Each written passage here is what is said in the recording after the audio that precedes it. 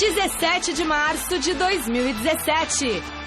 Santos cansa de perder gols aqui na Vila Belmiro, mas vence o The Strongest por 2-0 e assume a liderança de seu grupo na Libertadores.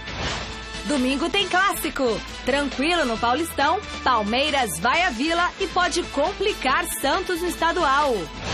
Corinthians empata com o Luverdense e confirma a vaga na Copa do Brasil. Timão pega o Inter na próxima fase. Vasco é eliminado pelo Vitória e Cristóvão Borges é demitido. Amanhã o São Paulo terá o Ituano no estádio do Morumbi. E o objetivo, além dos 3 pontos, é montar uma equipe estável no ataque e na defesa. Olá, boa noite. Vocês viram que hoje... Opa, aqui é a câmera do Pascoal. Boa noite. Que bom ter vocês aqui nessa sexta-feira maravilhosa. Vocês viram que a Estela hoje está com a roupa do Gazeta Esportiva, né? Que ela queria fazer o Gazeta Esportiva. É, isso aí. Bom, eu não vou virar a câmera, Bárbara, tá tudo tranquilo. E o programa de hoje começa falando do Santos, que venceu o Strongest por 2-0. E após 2 rodadas, assume a liderança do Grupo 2 com 4 pontinhos. Destaque para o artilheiro Ricardo Oliveira, sempre ele, né? Ele marcou o primeiro gol na temporada e abriu o caminho para a vitória do Peixe. Veja como foi a partida na reportagem de Fernando Gavini. A falta cobrada por Pablo Escobar na trave foi um grande susto que deu The Strongest, mas também foi o único. Do lance no começo do jogo para frente, só deu Santos. Um gol perdido atrás do outro. Até que Lucas Lima foi derrubado na entrada da área por Veiçaga. A falta rendeu ao boliviano o cartão vermelho. Ricardo Oliveira foi para a bola e cobrou com extrema categoria. 1-0 Santos, o primeiro gol do camisa 9 na temporada. Reflexo de treinamento, de trabalhos aí ao longo de todo esse período. O Ricardo fazendo muita repetição, voltando a ser um jogador importante, com participações ali decisivas em muitas jogadas e foi muito feliz na batida. Com um jogador a mais, o Santos tinha tudo para golear. E teve muitas oportunidades para isso, mas a bola teimava em não entrar. Voltamos a ter esse volume, voltamos a ser agressivos e acima de tudo, intensos ao longo dos 90 minutos. Eu acho que isso foi um fator importante. Em algum momento as bolas começarão a entrar de uma maneira um pouco mais natural. Eu acho que são todos jogadores que sabem fazer gols. E eu acho que esse é um fator importante. Gol mesmo só saiu outra vez de bola parada. Aos 38 minutos do segundo tempo, Lucas Lima cobrou a falta na cabeça de Renato. 2-0, resultado que leva o Peixe à liderança do grupo na Libertadores. O Santos volta a jogar pela Libertadores só daqui a mais de um mês. O Peixe vai enfrentar o Santa Fé na Colômbia no dia 19 de abril. Até lá terá que resolver sua situação no Campeonato Paulista. Até agora o time está fora da zona de classificação no estadual. E no domingo terá um grande desafio pela frente. O clássico contra o Palmeiras, aqui mesmo na Vila Belmiro. Palmeiras e Santos nos últimos anos aí tem sido um grande clássico. Eu espero que joguemos uma partida com respeito e assim, da mesma forma como fizemos na partida de hoje. Com o Palmeiras, que as situações se decidam em campo e não como vimos aí em partidas anteriores, onde muita coisa foi falada. E vamos ver, aqueles que estiverem em condições estarão em campo fatalmente, a não ser que tenhamos algum problema. Grande noite para você que acompanha o Gazeta Esportiva sobre o clássico, né, de final de semana, Santos e Palmeiras. A gente vai falar um pouquinho mais no final do programa. Claro que a rivalidade é muito grande, essa rivalidade sobre a qual o Dorival falou um pouco também, tantos jogos decisivos, né? 3 decisões, uma semifinal, 2 finais, a disputa do título do ano passado. Sobre o Santos na Libertadores América, uma vitória para dar um pouco mais de tranquilidade para o Dorival, né? Parar com essa história de ficarem cornetando, questionando o trabalho de um técnico que foi vice-campeão brasileiro. Não faz o menor sentido. Então, acho que essa vitória por 2-0 dá uma certa tranquilidade, pelo menos até domingo, quando tem o clássico com o Palmeiras. E outra coisa, né, Chico? Com o Ricardo Oliveira, com o Renato, com o Lucas Lima, aí fica mais fácil, né? Boa noite. Boa noite, Celso. Boa noite a todos. De fato, a vitória do Santos deu uma amenizada. Mas essa partida teve um fator que é bom a gente destacar, né? Um jogador do Strong foi expulso. E o juiz, na verdade, amarelou a defesa inteira do Strong, né? Antes até que o último, né? No último caso, o cara acabou sendo expulso. Quer dizer, as arbitragens da Libertadores estão sendo elas todas muito caseiras. Favorece as equipes que jogam nos seus estádios, né? E não foi diferente com o Santos ontem na Vila Belmiro. Se o Strong não tem um jogador expulso, talvez não fosse tão fácil a vitória como foi.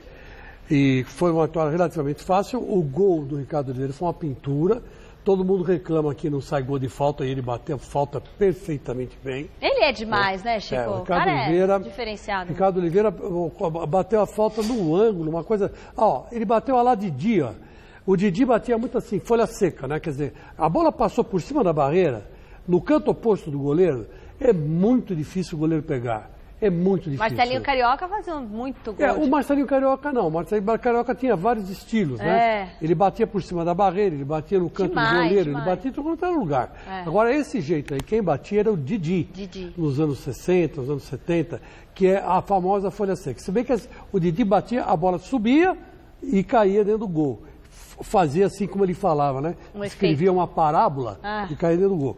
Essa não escreveu bem uma parábola, mas foi por cima da barreira. Mas não tem erro. Bateu por cima da barreira, a bola entra.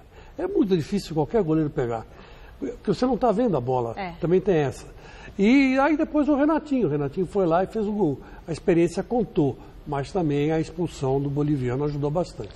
Bom, vote na enquete que está no ar no site gazetesportiva.com. A gente quer saber qual será o resultado do Clássico Paulista do final de semana. Vence o Santos, dá empate ou o Palmeiras ganha na Vila Belmiro. E o Celso Cardoso vai escrever um papo tático ali, uma análise tática para esse confronto no final de semana no site gazetesportiva.com. Amanhã está no ar toda a análise dele, mas agora você já pode falar pra gente. Não é tão tática, é mais sobre o momento mesmo das duas equipes. Boa. Tal, e, enfim, fala o que eu posso antecipar é o seguinte. Isso. A Vila faz o Santos favorito. É mesmo? Mesmo o Palmeiras com o time que tem? Sim, mas time por time, existe um equilíbrio. Né? O Palmeiras tem melhor elenco. Isso. Time por time, com o Renato, com o Lucas Lima, com o Ricardo Oliveira, o time é equilibrado. Tá. E aí a Vila faz a diferença. Chicão, Santos ou Palmeiras ou empate? Olha, quem precisa do resultado é o Santos. O Palmeiras já está classificado para a próxima fase do Paulistão, tranquilamente. Vai faltar 3 rodadas, o Palmeiras já tem aí pontuação necessária, Palmeiras e Corinthians tranquilos. O São Paulo está um pontinho ali meio apertado, mas depende ainda do terceiro colocado, se reage ou não.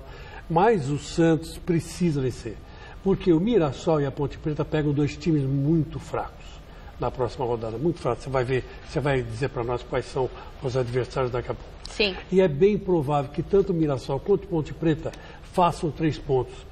E se o Santos não ganhar do Palmeiras, o Santos fica numa situação muito delicada. A obrigação é do Peixe ir para cima. É quase que vai brigar pela segunda colocação, porque a primeira colocação deve ficar para a Ponte Preta se a Ponte Preta ganhar. Tá. Né? Então, quer dizer, foi uma bobeada do Santos no Campeonato Paulista, que ninguém esperava. A contusão dos veteranos também ajudou bastante. A má fase do Lucas Lima. A crise interna com a demissão do diretor de futebol, né, fora de hora, uma atitude autoritária do presidente, né, culminou nisso. Enfim, o Santos corre um sério risco de ficar fora do Campeonato Paulista se perder para o Palmeiras. O empate já é ruim. Agora, se perder, adeus Santos no Campeonato Paulista. Bom, na Arena Condá, a Chapecoense recebeu o Lanús da Argentina no primeiro jogo da equipe em casa na história da Libertadores. Apesar de ter saído na frente, o time brasileiro acabou tomando a virada e sofreu a primeira derrota no torneio. Depois de estrear na Libertadores com vitória fora de casa, a Chapecoense fez o primeiro jogo na Arena Condá. E tudo parecia perfeito quando Rossi abriu o placar logo aos 4 minutos do segundo tempo. Mas a partir daí a história mudou. A Chape nem teve tempo de comemorar. O Lanús foi pra cima e conseguiu empate com o Aguirre. Aos 22, a Costa foi lançado na frente e o lateral João Pedro acabou fazendo pênalti no atacante argentino. Na cobrança, Sandy bateu com tranquilidade e virou o jogo. E ainda deu tempo para o Lanús fazer o terceiro. A Costa completou o passe da esquerda e fechou o placar em Chapecó, 3-1. Até agora, nenhuma equipe do Grupo 7 conseguiu vencer em casa na Libertadores. O nosso time, desde o início do jogo, teve uma certa dificuldade em fazer a marcação, porque nós enfrentamos uma equipe bem arrumada, bem postada, que sabe muito bem rodar a bola de um lado para o outro, sem pressa de chegar à frente. Mas mesmo assim, a Chapecoense ainda saiu na frente, mas não teve nem tempo para fazer com que o Lanús tivesse que modificar a sua maneira de jogar, porque 1 minuto depois acabou tomando o gol num lance de lateral, onde a gente sabia muito bem aquilo que eles iam tentar com o Sandy na frente, mas enfim, eu acho que a dificuldade maior foram os erros mesmos que foram vistos, erros que acabaram nos custando uma derrota que a gente não esperava. Chato por 2 razões, né? Uma, porque ganhou a simpatia da maior parte do público brasileiro, a Chapecoense, então é como se o seu time perdesse o jogo. Então tem uma chateação diferente de quando você analisa outros clubes. Agora, do ponto de vista de classificação, Chico, também, obviamente, uma derrota em casa ela é inaceitável ou não é recomendável, mas a Chape estreou com vitória fora contra o Zulia. Então, por isso, está tudo equilibrado lá no grupo. Zulia que ganhou do Nacional fora de casa, quer dizer, o Nacional que havia vencido o Lanús, então está tudo equilibrado ali. E aí não foi tão desastrosa, não, ou tão desastroso o efeito da derrota. Mas o que fica uma lição aí para o nosso querido Wagner Mancini, né? Que não é porque está jogando em casa que ele tem que não fazer uma marcação forte no adversário. Que a Chapecoense, nós bem sabemos, é um time montado há 3 meses, por causa de toda aquela tragédia que aconteceu, vocês já sabem, né? Há 4, 5 meses atrás.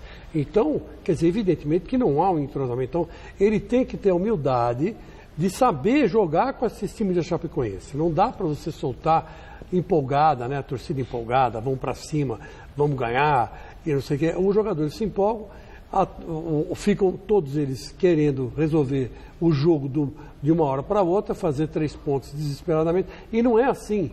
Às vezes o empate até é um bom resultado para a Chapecoense nesse grupo aí, que é um grupo apertado, como você falou.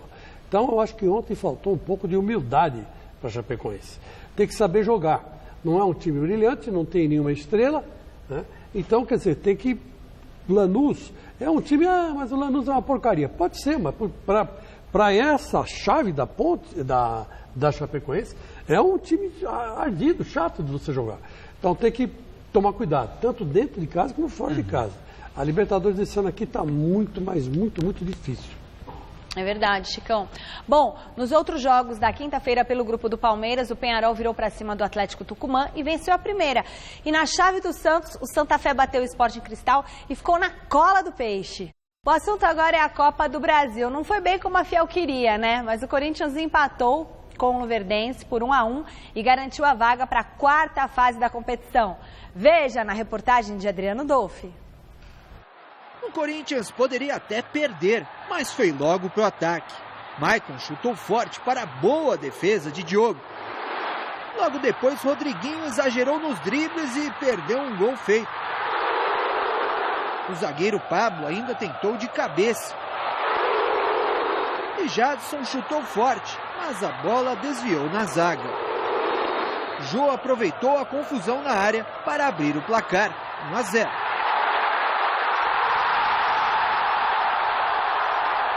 Jô quase ampliou, mas a arbitragem alegou impedimento do camisa 7. Segundo tempo, Maicon e depois Pablo quase ampliaram. O Luverdense levou perigo nas cabeçadas de Rafael. Na sequência, finalização de Ricardo. A bola desviou na zaga e enganou Cássio, 1-1. Infelizmente o Pedro colocou a perna e desviou e tirou da jogada. A gente acabou tomando um gol, como tu falou, né? Torcer para a bola não entrar ali, mas infelizmente entrou, conseguiu fazer o gol, mas a Copa do Brasil são 2 partidas e na soma dos 2 resultados a gente conseguiu a classificação. O alvinegro ainda tentou com o Jadson e com o Marlone, que havia entrado na vaga de Romero. O mesmo fez Casim, que entrou no lugar de Jô e tocou por cima. Fizemos um jogo que a gente merecia fazer mais gols. Acho que foi o jogo que a gente mais criou, mais chegou na cara do adversário, até mesmo no segundo tempo. Né? O primeiro tempo concordo que foi melhor, foi mais intenso, jogando no campo do adversário. E a gente faltou mesmo isso que a gente está buscando mais, que é a precisão, que é ter mais tranquilidade na hora de finalizar. Apesar de tantos gols perdidos, o Corinthians está classificado para a próxima fase da Copa do Brasil. Tá aí um resultado que não dá para lamentar muito perto do que o time apresentou, né, Chico? Eu costumo avaliar muito um time a partir do número de oportunidades que cria. O Corinthians estava vencendo por 1-0 e criando muito pouco, mas vencendo. Ontem o time criou muito, empatou o jogo. Mas dá para notar que o time está evoluindo. Não, o time realmente está evoluindo, mas precisa ter um aproveitamento maior na finalização. Né? Porque ontem, a bem da verdade, a Luverdense só começou a jogar mesmo no segundo tempo, que criou algumas oportunidades. E o gol da Luverdense foi um gol espírita, né? O cara chutou, desviou no Pedro Henrique, a bola bateu no travessão e entrou no ângulo. Quer dizer, é brincadeira, né? Teve um lance parecido no primeiro tempo do Jadson e a bola foi parar lá na estação Arthur Alvim. Quer dizer, é diferente. Agora, o Corinthians realmente ficou devendo, né? Ficou devendo para a torcida uma goleada. Ontem era o dia de você golear, porque não é fácil você pegar equipes assim, com a fragilidade técnica, tática de uma Luverdense, né? Você é nessas horas que você tem que mostrar o poderio ofensivo. E o Corinthians não conseguiu. Então, quer dizer que isso já é um problema para o Carille. O Carille agora que, como eu disse para você, está classificado na Copa do Brasil. Daqui a pouco a Michele vai falar quem é o adversário. Os confrontos, né? E também está classificado no Campeonato Brasileiro, vai para o mata-mata. Agora resta aí disputar com o Palmeiras quem fica na frente, né? O Corinthians está um ponto na frente do Palmeiras para ter vantagem de jogar em casa todos os mata-matas. Do brasileiro ou paulista? Do Paulista. Do Paulista. Do Paulista.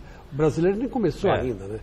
Então, quer dizer, eu acho que o Corinthians ontem perdeu uma oportunidade de dar um moralzinho para o ataque, né?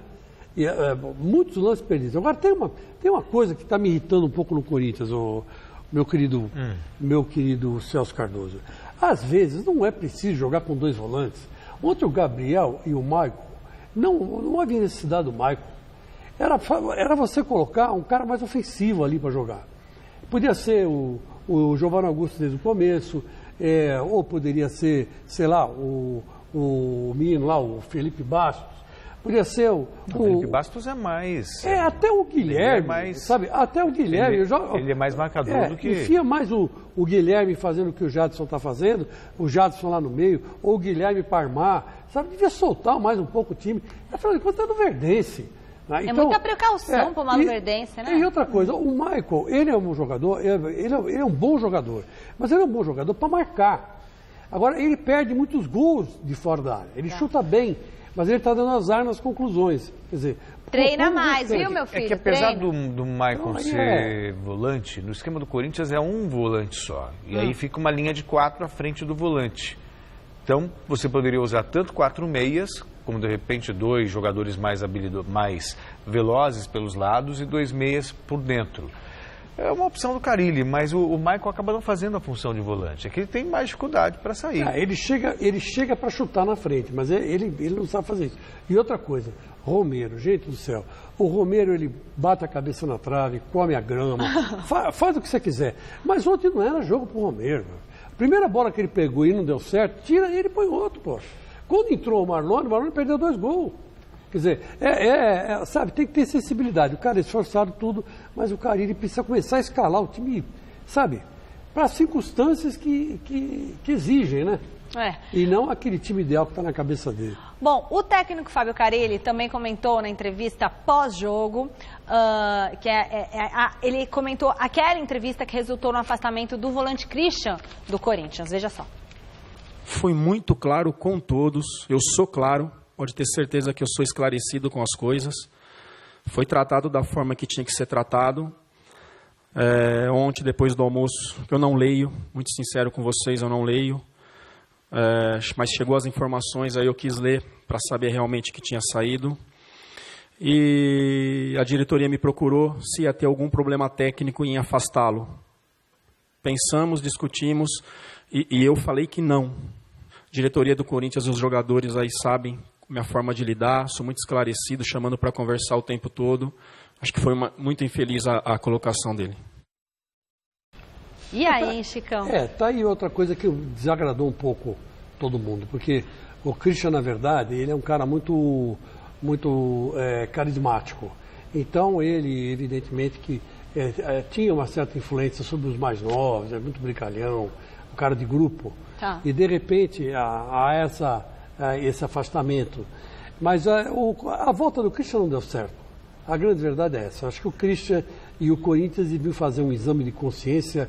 Quem contratou, e o Christian também. Mas foi o Tite que pediu, não foi? Foi o Tite, ele voltou na época do Tite. Mas ele tinha, Michele, lá no Fenerbahçe, ele já tinha um problema congênito na coluna vertebral. Isso eu sei porque eu fui investigar. E quando ele foi para o Fenerbahçe, ele para entrar em campo, ele ganhava 6 mil euros. Só de entrar no campo, ele ganhava 6 mil euros. Então, quanto mais ele jogava, mais ele ganhava.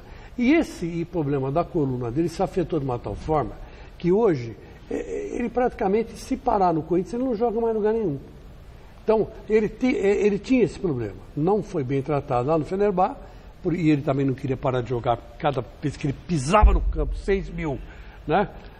Quilo de alcatra. Nossa, mas não é feito um exame médico antes de contratar um jogador e mas isso não aparece. Isso aí, às vezes, a verba está num lugar, às vezes ela sai. Então, é uma coisa que só ortopedista bom pega, né? Mas aqui ele fazia esse tratamento e por isso que ele foi vendido e deu certo. Só que lá ele não fez e quando ele voltou não deu certo. Acabou não... E você é a favor ou contra esse afastamento do Christian? Eu sou a favor, porque ele não gerou nada para o Corinthians não gerou nada para ele. Agora vai ter que pagar o salário, vai ter que entrar no acordo. Vai ainda receber quase 5 milhões até o final do ano, sem jogar e pronto. Paciência, foi uma aposta. Você vê que tem jogador que está voltando e está dando certo. O Zé Roberto no Palmeiras Nossa. Maravilhoso. Pelo amor de Deus, corre por 3, 4 jogadores. E é uma idade avançadíssima, né? Então, foi uma aposta, mas uma aposta errada. Então, tudo que está errado tem que ser tirado de lado. Bom, nos outros 2 jogos da quinta-feira, o Goiás empatou com o Cuiabá fora de casa e ficou com a vaga. Já o Vasco perdeu para o Vitória no Barradão, resultado que causou a demissão do técnico Cristóvão Borges.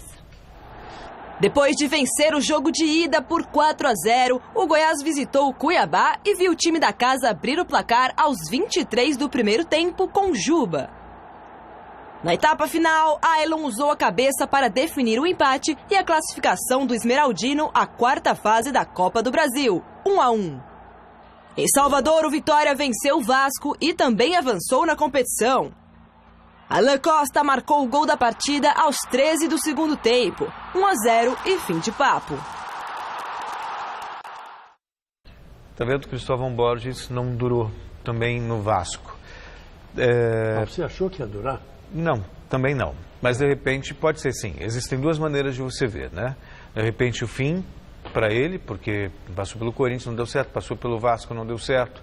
Talvez pudesse ter mais, né? Poderiam dar mais tempo para ele, tanto no Corinthians como no Vasco. Mas também fica claro que, às vezes, o treinador, quando a coisa não está funcionando bem, é bom dar uma reciclada. Sabe, dar uma parada, vai dar uma estudada, vai rever alguns conceitos. O Dorival fez isso. O Tite fez isso depois de ganhar um título mundial com o Corinthians.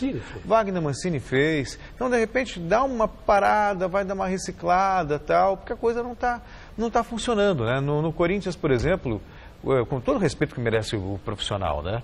O Cristóvão já fez até uma boa campanha no próprio Vasco. Mas o Corinthians fica clara algumas dificuldades de leitura de jogo, sabe, substituições equivocadas. No Vasco a gente acompanha mais a distância, obviamente, mas os resultados acabaram definindo. Talvez seja o momento de dar uma paradinha, dar uma reciclada para voltar e não colocar uma carreira, né, em jogo, em risco. Olha, meu caro Celso, você tem toda a razão. E se não for um ano sabático, que seja um ano de muita pescaria. E quem sabe a cabeça volta para o lugar e ele se renova. Não, melhora a reciclagem do que a pescaria. A pescaria relaxa, mas vai... Né, vamos ocupar para estudar um pouquinho e voltar um pouco mais. Eu vou contar uma história rápida para vocês que é engraçado. Esse negócio de se reciclar, e isso vai muito da força de vontade de cada um, que às vezes é possível. O maior orador da Grécia chamava-se Diógenes. E esse tal de Diógenes, ele era gago e tinha um tique, né? Um tique no ombro. Ele gaguejava e fazia assim. O que ele fez? Ele amarrou uma espada em direção ao ombro. Podia ter feito um curso comigo. Tá? Podia ter feito um curso com você, mas você não existia naquela época. Nossa, e ele se furava. E punha pedras na boca e discursava para os peixes. Então, toda hora que ele tinha o tique, era uma cutucada na espada que ele levava e fazia uma ferida enorme. Resultado, ele se condicionou a falar certo, porque ele punha a pedra na boca, e se condicionou a perder o tique que ele tinha de fazer assim com o ombro, porque se ele fizesse assim, a espada furava ele. Resultado, foi o maior orador da Grécia. Então é possível sim o cara se reciclar. Força de vontade e determinação. Força de vontade, esforço. Disciplina, treinamento, estudo. Disciplina, estudo. É possível sim. É possível. Às vezes você fala, não vou conseguir. Vai, meu filho. Não consigo, não existe. Lembre-se do Diógenes. Diógenes, o maior orador da Grécia. Que legal. Era gago e tinha tique no ombro. Chico Lang é sabedoria, minha gente. A CBF realizou nesta tarde o sorteio que definiu os confrontos da quarta fase da Copa do Brasil. A tabela completa ainda não foi confirmada, mas os jogos acontecerão nos dias 5, 12 e 19 de abril. Vale lembrar que a classificação vai ser decidida em jogos de ida e volta. Vamos ver os confrontos. O Sport enfrenta o Joinville. A primeira partida vai ser no Recife. O Vitória vai jogar com o vencedor do confronto entre Asa e Paraná. O jogo de ida acontece em Salvador. Goiás e Fluminense fazem o primeiro jogo no Serra Dourada. Internacional e Corinthians fazem o primeiro jogo no Beira-Rio. E a decisão na Arena em Itaquera. E o São Paulo recebe o primeiro no Cruzeiro. Não, recebe o primeiro Cruzeiro no Morumbi, e o jogo de volta vai ser no Mineirão, tá bom? Deu para entender? Então tá bom. Deu para entender, e vou dizer uma coisa para você. São Paulo e Corinthians pegaram 2 abacaxi pela frente. Pedreira, hein? Vai ser duro isso aí. 2 abacaxis pela frente, porque podia pegar o Joinville, podia pegar a Asa de Arapiraca e tal, mas foram pegar 2 times chatos. Então, e Corinthians Internacional tem toda a rivalidade. Já tem aí que tá. Aí você pega e põe na balança. Aí vão vir com a história do DVD de novo. Isso. Aí você pega e põe na balança. Rivalidade do Corinthians Internacional. Se o Carille não passar, ele cai. Pode anotar que eu te falo. Será, Chico? Cai. O São Paulo e o Cruzeiro. Se o Rogério Ceni perder, ele não cai. Como diz o Vanderlei Nogueira, nosso companheiro de mesa redonda, o Rogério é incaível. Agora, o Corinthians, se o Carille bobear diante do Internacional, ele vai pro brejo. Eu acho que o Rogério é incaível desde que venha mantendo, mas se ele começar perde, aí cai. Acho até que vão ter o maior prazer em demiti-lo. Mas seria injusto. Eu acho que é incaível. Eu acho que é incaível. Agora, o Carille não é incaível, não. Bom, na manhã de hoje foram sorteados os confrontos das quartas de final da UEFA Champions League e logo na próxima fase nós vamos ter 2 jogos envolvendo equipes que poderiam tranquilamente estar na decisão da competição, mas só 2 vão avançar. Dá só uma olhadinha. O Borussia Dortmund encara o Mônaco com a primeira partida sendo disputada na Alemanha. Juventus e Barcelona se reencontram após a final de 2 anos atrás, com o duelo sendo decidido na Espanha. Não acho que será a revanche porque eles mereceram vencer lá. Eles eram mais fortes e agora vamos ver como estamos 2 anos depois, disse o ídolo Pavel Nedved, vice-presidente da Juventus. Nós jogamos com eles 2 anos atrás e temos boa memória dessa partida. E pode ser a chance deles se vingarem esportivamente, afirmou Albert Soler, vice-presidente do Barça. Continuando os confrontos desta fase, o Atlético de Madrid pega o Leicester, tentando acabar com o sonho do time inglês, que fez história na temporada passada. O jogo de volta está marcado para a Terra da Rainha.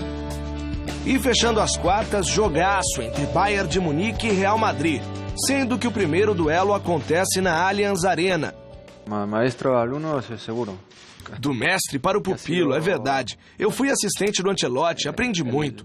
É realmente uma boa pessoa e sabemos o que ele fez pelo clube. Sobre o jogo, é fase de mata-mata, então são chances iguais para os 2 times, disse Zidane. Estaremos jogando contra o atual campeão. Mas, por outro lado, temos um treinador que conhece muito bem o lado de lá. Então penso que serão 2 grandes jogos, afirmou Andreas Jung, diretor do Bayern de Munique. Só jogaços, hein, Chico? 2 grandes clássicos, né? Bayern e Real, a Juventus e o Barcelona. E aí depois, no jogo do Mônaco contra o Borussia, não tem esse status de clássico, mas é um jogo de muito equilíbrio. Agora, até Atlético de Madrid e Leicester é bem interessante, porque são 2 equipes que têm uma maneira muito parecida de jogar, não são equipes vistosas do ponto de vista ofensivo. E vou te dizer uma coisa, não vou ficar nem um pouco surpreso, aliás, a minha aposta no Leicester. Não sei. O Leicester está se recuperando no campeonato inglês, né? Está começando a ganhar de novo. Agora, depois que mandaram embora aquele técnico do passado. Foi o melhor adversário que poderia acontecer para o Leicester, Atlético de Madrid. O futebol inglês finalmente ganha uma cara, né? Que eu sou do tempo que o futebol inglês e nada era a mesma coisa. Só tinha chuveirinho na grande área e pancadaria, né? Só tinha isso. Agora não. Mas o Leicester tem mais a ver com essa fase do que com... o Leicester tem mais a ver com essa fase anterior, né? Do que do futebol rápido e... mas eu lamento muito que o Barcelona tenha caído outra vez diante dos alemães, né? Não, Barça e Juventus. Barça e Juventus, porque o Juventus, a Juventus é um time chato para o Barça. É mais ou menos que nem o Juventus era para o Corinthians.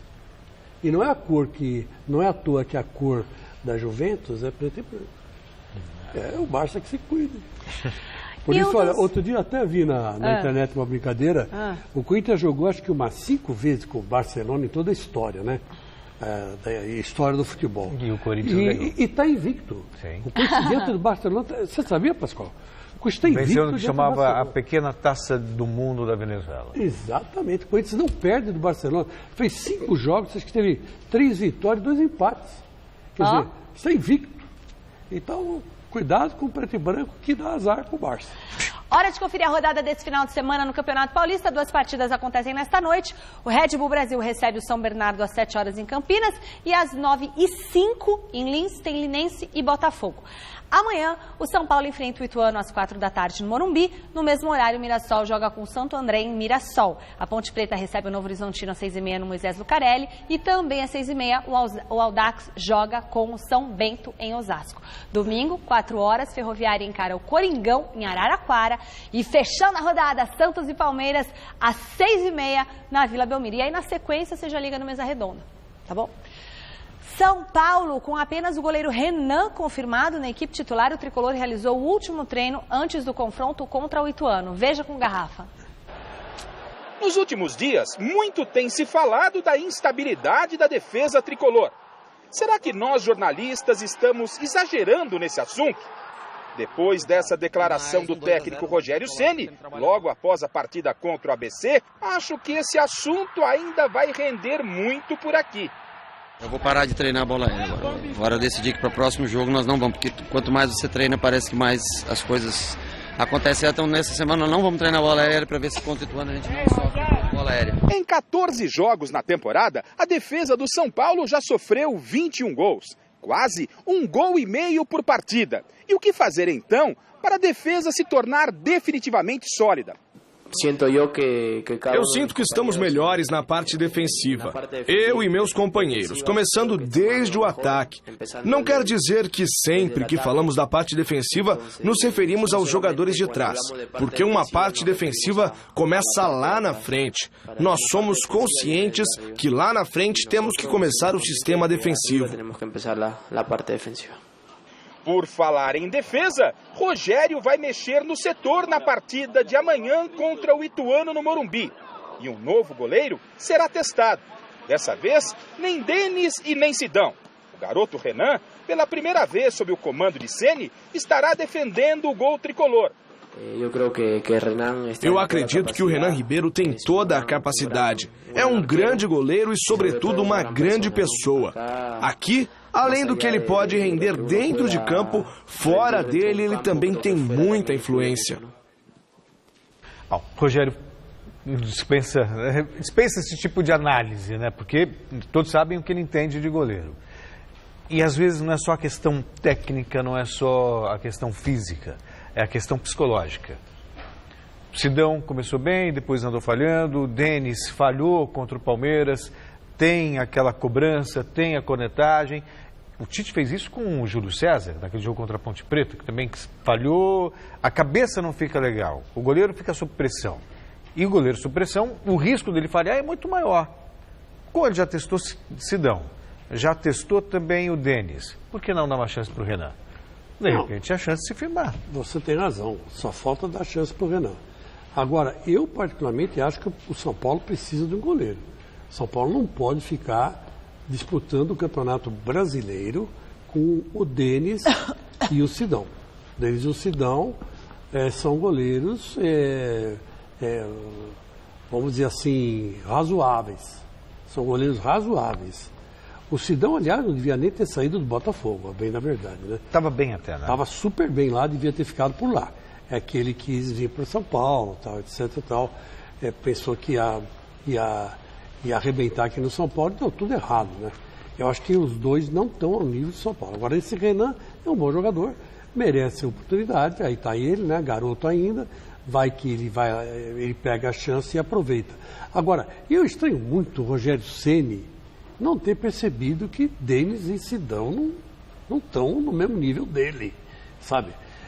Qualquer um vê isso, até o Toninho aqui, que é meio fanático, né? Meio fanático São Paulino, vê isso aí.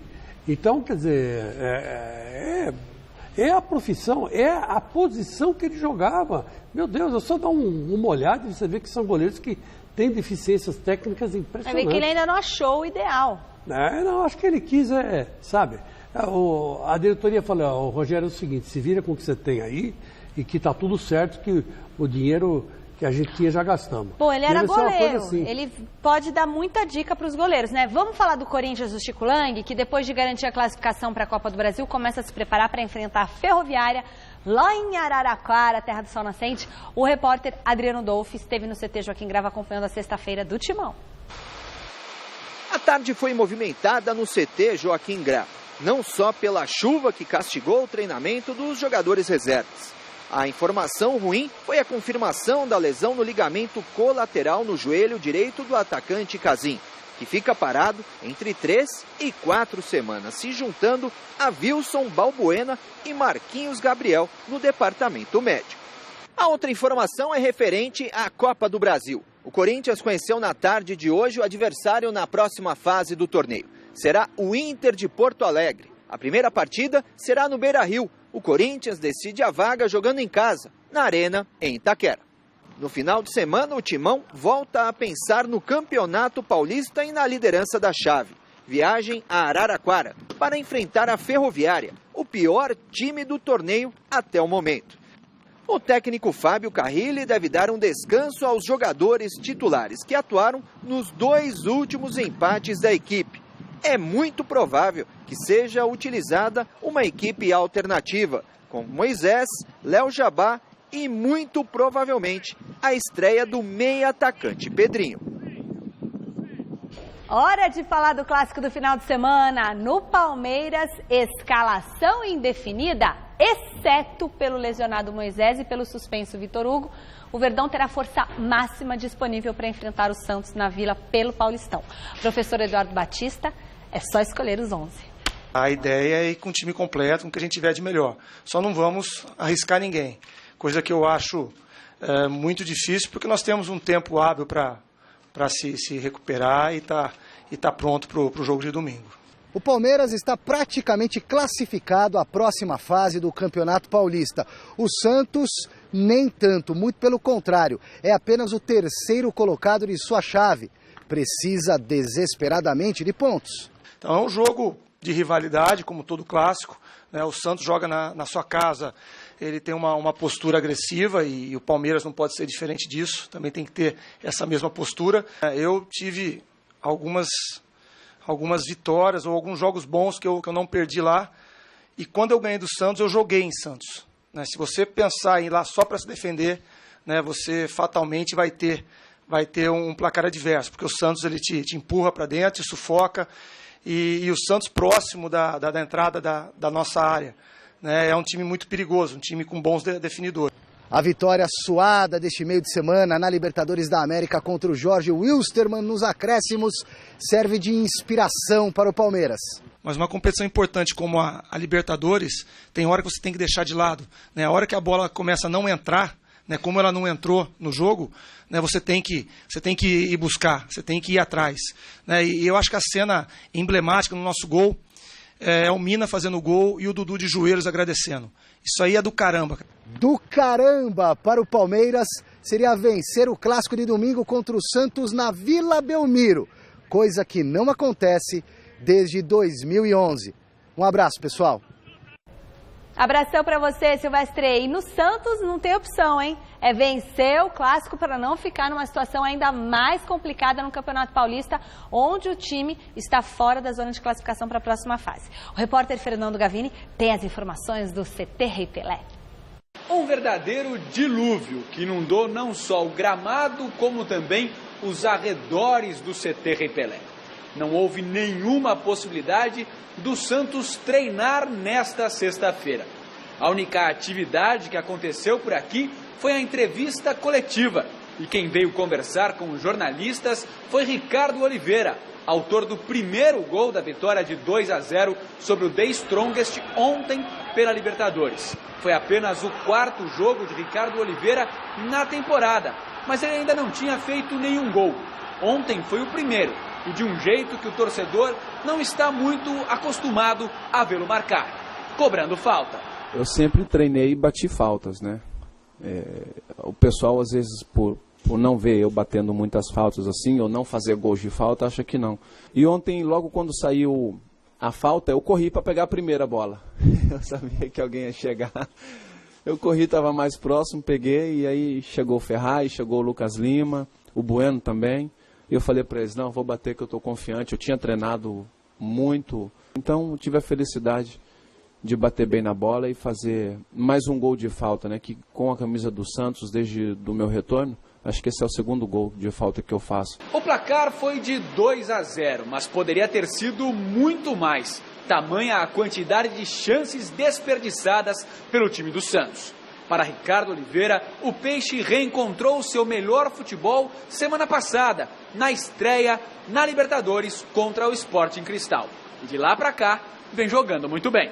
Eu acho que o caminho é esse, a gente sabe o que nós temos para dar, para oferecer, e aquilo que eu falei, quanto mais a gente jogar junto, melhor a gente vai ficando. Mas se na Libertadores a situação do Santos é tranquila, com a vitória sobre o The Strongest, o time assumiu a liderança de seu grupo, no Campeonato Paulista a história é bem diferente. Por enquanto, o Peixe está fora da zona de classificação para as quartas de final do Paulistão. E se não quiser se complicar, precisa vencer domingo o Palmeiras no clássico que vai acontecer na Vila Belmiro. Nós deixamos alguns adversários abrirem vantagem sobre nós dentro do Campeonato Paulista e agora nós precisamos correr atrás para recuperar. E agora a gente tem um clássico dentro de casa, um jogo muito difícil, e a gente entende que se a gente almeja a classificação dentro do campeonato, a gente precisa passar por esse adversário. Chico, nós falávamos no começo do programa, foi até o mote da enquete, né, a respeito do favoritismo. Claro que o Santos entra mais pressionado. Por quê? Da classificação em risco. Se tropeçar, se perder, pode ficar fora da próxima fase do Campeonato Paulista. O Palmeiras, em termos de elenco, eu penso que o Palmeiras tem um elenco mais qualificado, um elenco melhor. Mas time por time, considerando, mesmo com o Palmeiras com força máxima, considerando que o Santos tem Lucas Lima, tem Ricardo Oliveira, tem Renato, eu acho um time, acho que é pau a pau. Existe um equilíbrio muito grande de forças. O que pode fazer diferença, então, no meu entender? A Vila Belmiro, torcida única. Se o torcedor for para apoiar o Santos, incentivar, cantar, aí o Santos tem chances maiores de conseguir a vitória. Pelo menos é a leitura que eu faço, claro, não é nada. É um ligeiro favoritismo, mas o Santos, para mim, é favorito. Mas você tem que parar para pensar no seguinte, que o Palmeiras também tem muito mais elenco que o Corinthians e perdeu de 1-0 para o Corinthians. Sim. Então, acho que clássico tem essa característica. Tem a rivalidade dos últimos confrontos. O São Paulo foi confrontos. goleado pelo Palmeiras domingo passado e ganhou do Santos na Vila Belmiro por 3-1. Então, quer dizer que não tem muita lógica o clássico, né? Vai muito do momento, vai muito do estado psicológico, do biotipo do cara naquele dia, se tá bom, se tá mal. Do clima na equipe daquele dia. Exatamente. Se o cara comeu pepino ou comeu arroz com sei lá o quê. Mas é verdade, isso aí tem tudo a ver. E às vezes o cara chega lá... Indigesto. Tá meio indigesto, não rende. E assim vai. Quer dizer, eu particularmente acho que o Palmeiras, se o Santos for para cima, o Palmeiras ganha o jogo. Porque o Palmeiras, no contra-ataque, tem se revelado um time muito objetivo no contra-ataque. E preciso, né? E bastante ofensivo. Então, eu acho que se o Santos se abrir, perde. E aí, adiós Campeonato Paulista. E aí, adiós Dorival Júnior, que também está balançando, né? Não tem que parar com... Não mas tá, não pode. Não, ganhou no Mirassol, ganhou na Libertadores. Aí começa de novo. Não faz sentido pensar em demissão do Dorival. E o presidente já disse, enquanto ele for presidente, Dorival continua. Você acredita? Tem que acreditar. Vamos ver, então. Veremos. Fim da enquete do site gazetesportiva.com. Pode por aqui, Barba. Qual vai ser o resultado do clássico? Deu Santos, 57% dos votos. Veremos. Final de semana com cobertura especial sobre o clássico no site gazetesportiva.com. A gente espera por vocês no Mesa Redonda, domingo, a partir das 9 da noite. Segunda-feira aqui no Gazeta Esportiva. Fica agora com o Jornal da Gazeta. E é lá que a gente se vê daqui a pouquinho. Boa noite, Chicão. Tchau. Boa noite. E olha, corintianos, fiquem de olho no Pedrinho Zumbi. Esse é craque. Tchau.